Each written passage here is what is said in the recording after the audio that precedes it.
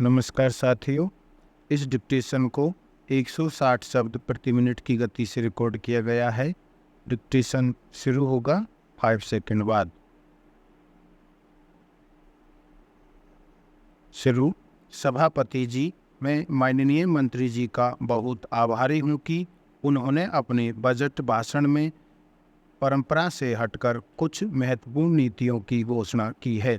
आमतौर पर मंत्रियों के प्रस्तावों पर राजनीतिक बातें अधिक होती थी और मंत्री द्वारा प्रस्तुत बजट भाषण में एक नई परंपरा को कायम करने का प्रयास किया गया है।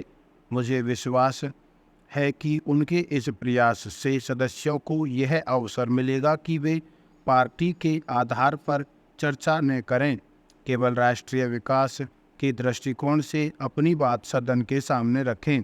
मंत्री जी के इस प्रयास के लिए सदन के अनेक सदस्यों द्वारा व्यक्त की गई भावना का मैं पूरा समर्थन करता हूं।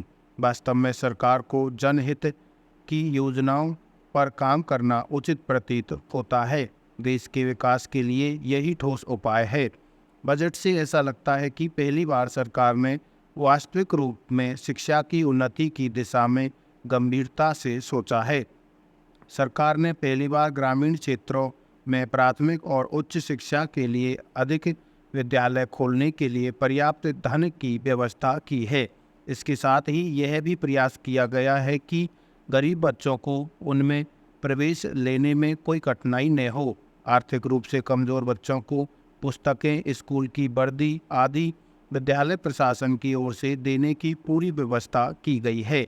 गरीबी रेखा से नीचे के परिवारों का इस बजट में विशेष ध्यान रखा गया है ताकि निर्धन और पिछड़े परिवारों के बच्चे अच्छी शिक्षा प्राप्त कर अपना तथा अपने परिवार का जीवन सुधार सकें।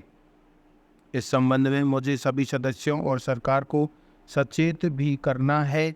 इस देश में उन व्यक्तियों को जो कि आमतौर पर गरीब हैं अथवा अपना निजी कार्य करते हैं, अपनी आय का प्रमाण पत्र बनाने के लिए जनप्रतिनिधियों के प्रमाण पत्र का सहारा लेना पड़ता है।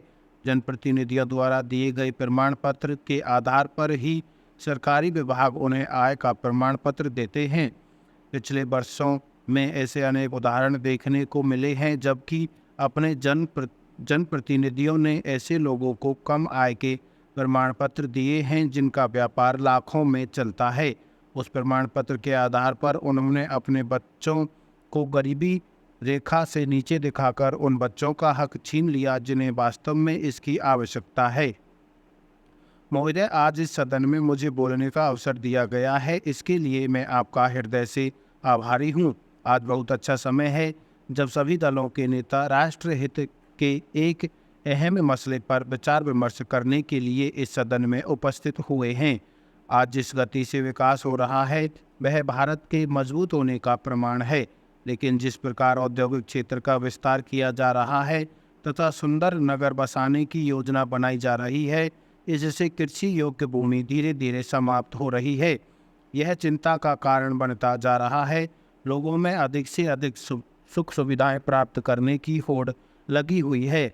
विकास की इस दौड़ में यह सोचना भी जरूरी हो गया है कि गेहूं और अन्य फसलें पैदा करने के लिए खेत कहां से आएंगे। यदि जंगलों को काटकर कृषि योग्य भूमि तैयार की गई तो एक बड़ा संकट पैदा हो जाएगा। जंगलों को समाप्त होने से वर्षा नहीं होगी, वर्षा न हुई तो अन्न पैदा नहीं होगा और यदि अन्न पैदा नहीं हुआ तो लोगों को भरपेट अनाज नहीं मिल पाएगा। अन्न के बिना जनजीवन खतरे में पड़ जाएगा। आज धरती का संतुलन इस प्रकार बिगड़ रहा है कि विश्व में हर रोज कहीं भूकंप, कहीं सुनामी, कहीं सूखा तो कहीं बाढ़ जैसी आपदाएं आ रही हैं। देखते ही देखते हजारों लाखों लोग मौत के ग्रास बनते जा रहे हैं। मनुष्य द्वारा वर्षों से किया जा रहा विकास पल भर में खत्म हो जाता है। यदि मनुष्य पर्यावरण के संतुलन की परवाह किए बगैर इसी प्रकार अंधाधुंध विकास की दौड़ में लगा रहा तो वह दिन दूर नहीं जब उसे इसके गंभीर परिणाम भी चुकाने ही पड़ेंगे। आप मेरी इस बात से अवश्य ही सहमत होंगे कि इस धरती पर बस रहे जीवों की रक्षा के लिए पर्यावरण संतुलन को बनाए रखना बहुत जरूरी है। इस संबंध में मैं आपसे निवेदन करना चाहता हूं कि भविष्य में जब भी औद्योगिक क्षेत्र का विस्तार करने की बात हो या नए नए नगर बसाने के लिए योजनाएं बनाने की बात हो, तो बंजर और बेकार पड़ी भूमि को ऐसे काम में उपयोग में लाया जाना चाहिए। हमें पर्यावरण संतुलन को बनाए रखने के लिए कदम उठाने होंगे ताकि देश हरे भरे जंगलों, जो मानव जीवन का आधार है, का संरक्षण हो सके। अध्यक्ष महोदय, इस राष्ट्र की अत्यंत निर्धन जनता जो हम लोगों से उम्मीद करती है, चाहे वह किसान हो, चाहे वह बेरोजगार हो, चाहे वह पढ़ा लिखा व्यक्ति हो, उसे बुनियादी ज़रूरत की चीज़ें आसानी से उचित दाम पर मिले। हमारे सामने सवाल यह आता है कि देश की जो आर्थिक नीतियां हैं, वे किस प्रकार से हमारी गरीबी की रेखा के नीचे रहने वाले लोगों की मदद करेगी। माननीय वित्त मंत्री महोदय, मैं आपके सामने यह बात इसलिए कह रहा हूं कि जब आपने अपना बजट रखा था उस समय भी, और जब प्रधानमंत्री जी ने इस सदन में वक्तव्य दिया था उस समय भी यह कहा गया था कि जब तक इस देश के अंदर कृषि उत्पाद में सकल घरेलू उत्पादन नहीं बढ़ेगा, तब तक इस देश के अंदर उन्नति संभव नहीं है। हम सभी इस बात को जानते और मानते हैं कि इस देश के अंदर कृषि उत्पाद नहीं बढ़ेगा, तब तक यह महंगाई कम नहीं हो सकती। कृषि पर आधारित जो लोग हैं, जिनकी जीविका इसी से चलती है, उनके जीवन के सपने तो कभी पूरे नहीं हो सकते। यह बात सच है कि कृषि विकास दर बढ़ाने के प्रयास हर सरकार करती है।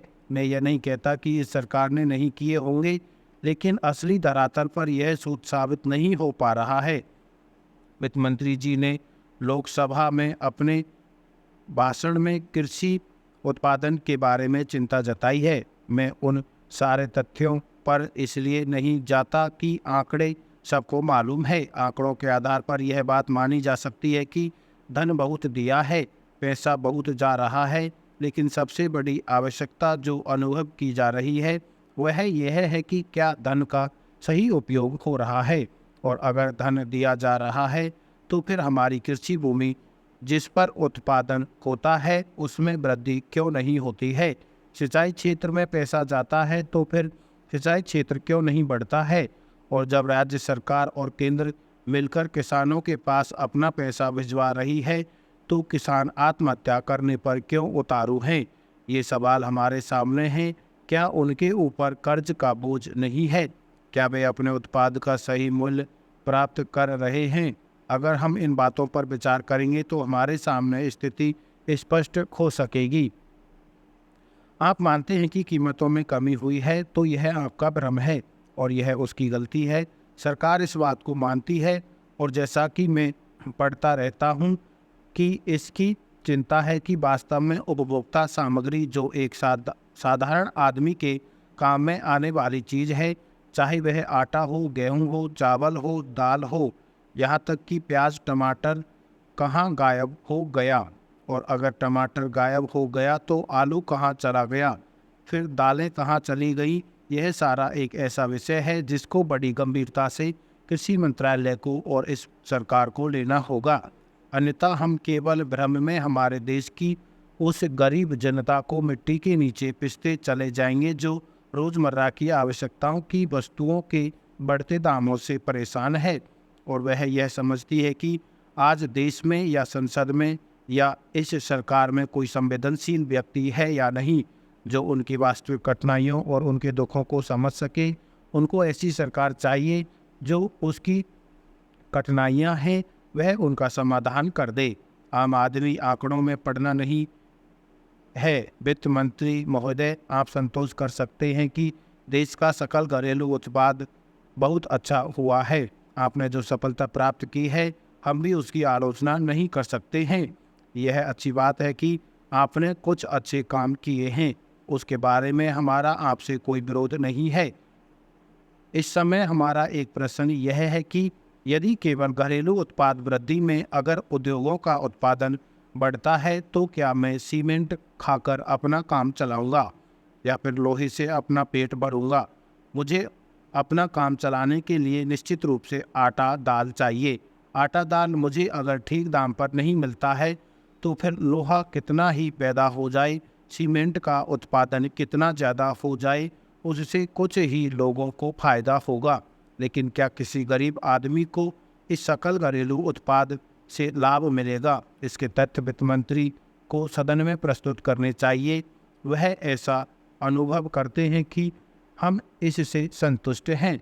मैं इस सदन का आभार व्यक्त करता हूं कि मुझे इस महत्वपूर्ण विषय पर बोलने का अवसर दिया गया है।